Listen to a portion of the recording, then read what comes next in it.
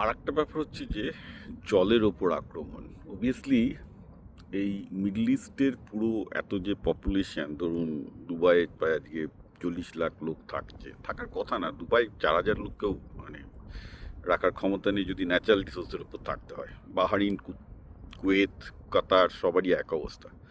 এখানে এত ইন্ডিয়ান গিয়ে যে কাজ করছে এর একটাই কারণ, যেটা 400 মতো ডিসালিনেশন প্ল্যান্ট আছে, অর্থাৎ সমুদ্রের জল থেকে জল বার করার টেকনোলজিতে এরা প্রচুর অ্যাডভান্স হয়ে গেছে, এবং এই জলটা না পেলে কিন্তু দুবাই থেকে শুরু করে মিডল ইস্টে কোনো সিভিলাইজেশন বাঁচতে পারবে না, ইনক্লুডিং ইরান। ইরানের পাহাড়ের দিকে যে আছে সেগুলো ডিসালিনেশন প্ল্যান্ট নয়, যেগুলো অ্যাকোয়াফার, যেগুলো মাউন্টেন থেকে জলটা পুরোপুরি মাটির তলা দিয়ে নিয়ে যায়।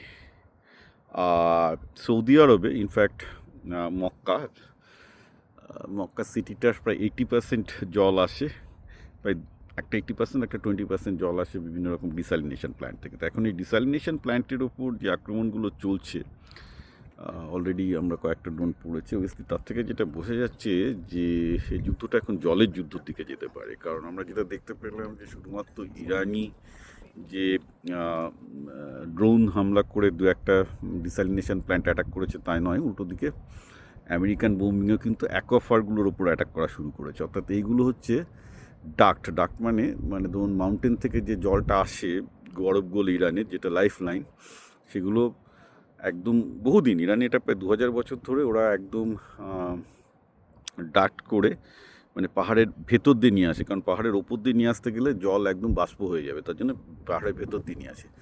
তো ইউএস অলরেডি সেখানে বোমাবাজি করেছে, একটা যে তাদের মানে ওয়াটার ডিপ্রাইভ করবে। এখন এটা হলে খুব ভয়ঙ্কর দিকে যাবে, মানে ইরানে এমনিতেই জল সংকট চলছিল, সেটা সবাই জানে।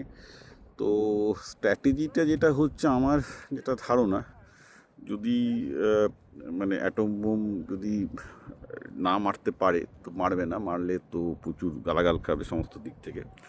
তাই জন্য যেটা করবে, আস্তে আস্তে হয়তো অ্যাকোয়াফারের ওপর অ্যাটাকটা হবে, which might be very very dangerous. কারণ এবার যেটা দাঁড়াচ্ছে সেটা হচ্ছে এই যে আপনি চেষ্টা করছেন কোনো একটা জনগোষ্ঠীর মনোবল ভেঙে দিতে, বা বোম মেরে মনোবল ভাঙা যাচ্ছে না, কারণ মাটির তলায় প্রচুর ইরান মাটির তলায় প্রচুর মানে টানেল করে প্রচুর সিটি বানিয়ে রেখে দিয়েছে।